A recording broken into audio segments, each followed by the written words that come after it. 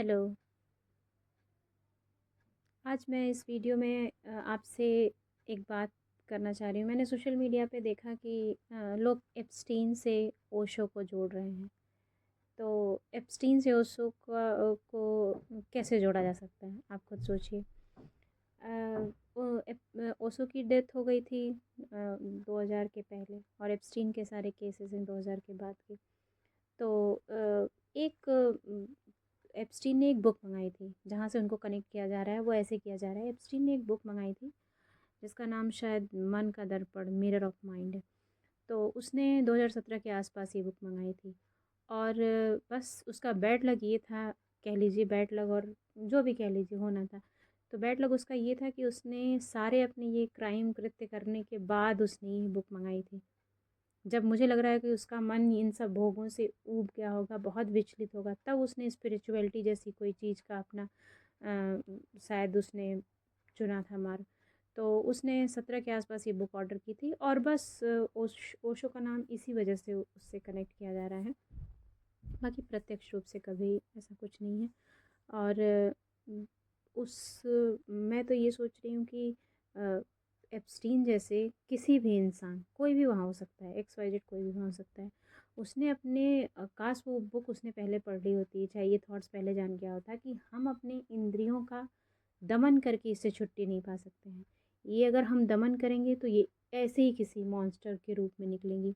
लेकिन अगर हम अपने इंद्रियों को सही तरीके से, सरल तरीके से देखते चलें कि हाँ, ये मेरी लालसा है, ये मेरा ग्रीड है, यहाँ मैं ये करना चाह रहा हूँ, तो हम उसको लॉजिकली और थोड़ा सही तरीके से करेंगे। हम उसका भोग भी उस हद तक नहीं करेंगे जहाँ तक हम मॉन्स्टर बन जाए। तो वही मेरा ये कहना है कि इनसे ओशो का इनसे कोई डायरेक्ट कनेक्शन नहीं है। काश वो बुक पहले पढ़ लेता और उसको ये सब चीज़ों का ज्ञान हो जाता कि हमारी इंद्रियों को हमारी इंद्रियों के हम गुलाम नहीं हैं। हमारी इंद्रियां हमारे बस में होनी चाहिए। अगर हम गुलाम हो गए तब तो बहुत खतरा है, तब तो ऐसा ही खतरा है जैसा उसने किया। क्योंकि जब मान लीजिए, जैसे एग्जांपल लीजिए, आप आपको कोई चीज़ अच्छी लगी, आप डायबिटिक हैं, आपको रसगुल्ला अच्छा लगा, तो अगर आप उसको साक्षी भाव से, ओशो का जो साक्षी भाव कॉन्सेप्ट है वो यही है कि आप कम से कम देखिए।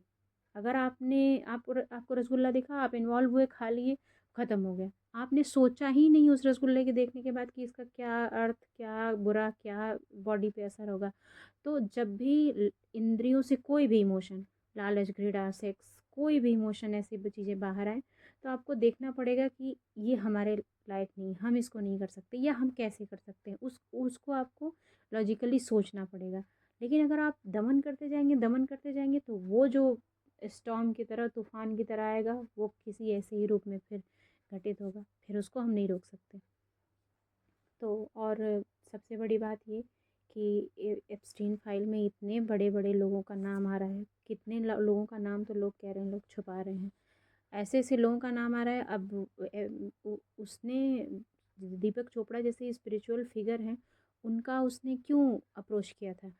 वो एप्स्टीन थोड़ा इन सब चीज़ों में इन्वॉल्व भी था कि कुंडलिनी कैसे जागृत करते हैं और माइंड को कैसे ये सब करते हैं। क्योंकि होता है, उसने अपने लाइफ में इतने जो क्राइम उसने कर रखे थे, उसकी दुनिया तो खुद भी उथल पुथल थी। शांत कोई आदमी वो नहीं होगा। उसका मन कैसे शांत हो सकता है जब वो इतना क्राइम रोज कर रहा है?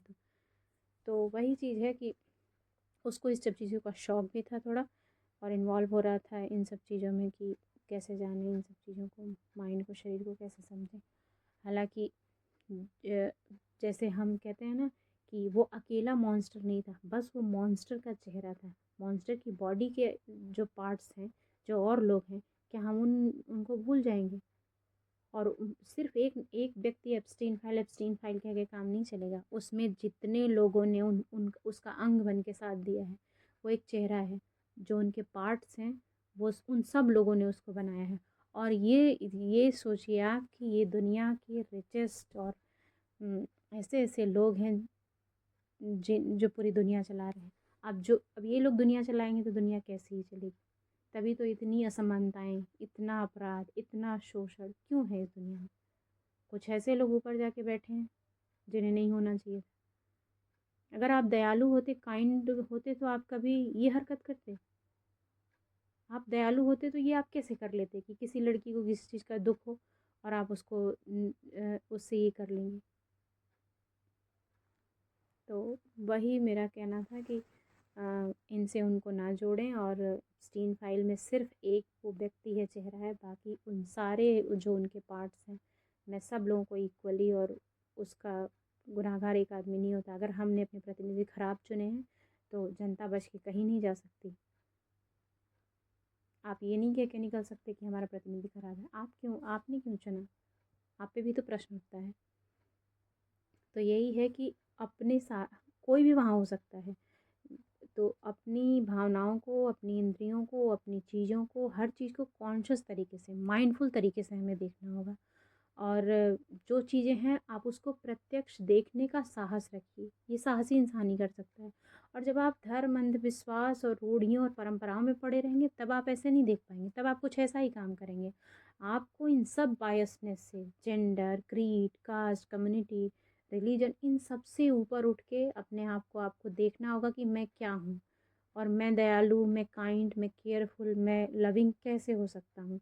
ये आपको खुद से समझना पड़ेगा बैठ के। कोई आपको धर्मगुरु और कोई आपको कुछ खिला पिला के नहीं बना देगा कि 10 दिन आप शिविर में जा रहे हैं तो आप ट्रांसफॉर्मेशन आपका होके निकलेगा। नहीं, आप घर में भी रह के अपना ट्रांसफॉर्मेशन, लोग अपने जो अच्छे हैं, लोग अपने घरों में बैठ बैठ के अपना कितना सुधार ले रहे हैं, अपने अपने जो भी उनको ग्रो करना है। तो यही बात है कि, और मैं तो दूसरी बात ये कहनी थी कि मैं तो अमेरिका अमेरिका की जो जनता है, मैं तो उसके साहस का वो करती हूँ। मुझे कभी कभी लगता है कि हमारे देश में ऐसा कुछ हुआ था तो वो फाइलें कब की और दबा के ख़त्म कर दी जाती। लेकिन वहाँ की जनता बहुत स्ट्रांग है। डेमोक्रेसी अंततः उन लोगों ने बताई है कि डेमोक्रेसी इतनी मजबूत होनी चाहिए। क्योंकि एप्स्टीन का एक बार नहीं, दो बार, एक बार दो बार इस जेल भी गया है, इस पर चार्ज लगे भी हैं, पनिशमेंट इसको मिली भी है। उसके बाद भी उन्होंने अंततः पूरा इस चीज़ को, इस केस को इस तरीके से रखा जैसे वो केस था। नहीं तो हमारे यहाँ की जुडिशरी होती, कोई भी चीज़ होती तो इतने हमारे यहाँ नॉर्म्स हैं कि बहुत मुश्किल है उस चीज़ को कर पाना। लेकिन उस वहाँ की जनता ने जो ठान लिया वो करके दिखाया। इसके लिए तो वहाँ की जनता का अप्रिशिएशन बनता है। ऐसे ही नहीं उसको मदर ऑफ ऑल डेमोक्रेसी कह रहे हैं। खैर, ऐसे व्यक्ति के बारे में सोच के कभी कभी बहुत बहुत मुझे तकलीफ़ होती है कि सोसाइटी को डिसफंक्शन करने में इन लोगों का कितना रोल है। और मैं तो यही कहूँगी हर इंसान से कि आप किसी भी बातों पे ऐसे रिलाई नहीं करें, और अपने आप पे बहुत भरोसा रखें कि मुझे ठीक होना है, मुझे अच्छा होना है, मुझे केयरफुल होना है, और मुझे काइंड रहना है। अपनी चेतना पे, अपनी बातों पे, अपनी बातों पे, अपनी हर चीज़ पे आपको ध्यान देना है कि मैं कोई एक्ट कर रहा हूँ तो क्या कर रहा हूँ, ये सार्थक है कि नहीं है। ये ऐसा नहीं कि किसी नॉर्म्स में है तो ये एक्ट मुझे करना है, नहीं। आपको अगर उसकी सार्थकता समझ में आए तो करिए। अगर एप्स्टीन जैसे लोगों का माइंड इतना ही काम करता कि छोटी बच्चियों से रेप नहीं करना, इसमें उनको सार्थकता नहीं दिखती, तो ऑब्वियस सी बात है वो नहीं करते। अगर उनको इतना नॉलेज होता, उनको ज्ञान होता। ज्ञान तो सबको है, वहाँ सब ज्ञानी ही बैठे थे, लेकिन वही है ना, चैतन्य दिमाग उनका कॉन्शियस नहीं था। वो अपने आप गुमान, अपने पैसे, अपने ईगो, अपने माइंडफुलनेस, अपनी चीज़ों में इतने उलझे हुए थे कि मुझे लगता है कि उनको ये सब चीज़ें दिखी ही नहीं। इसीलिए कॉन्शियस रहना इसीलिए बहुत ज़रूरी, और 360 देखना पड़ेगा किसी चीज़ को, प्रोज कॉन्स क्या हैं इसके। और किसी के साथ निर्मम व्यवहार करेंगे आप तो कर्मा हिट वेरी बैड। फ़िलहाल के लिए इस वीडियो में इतना ही।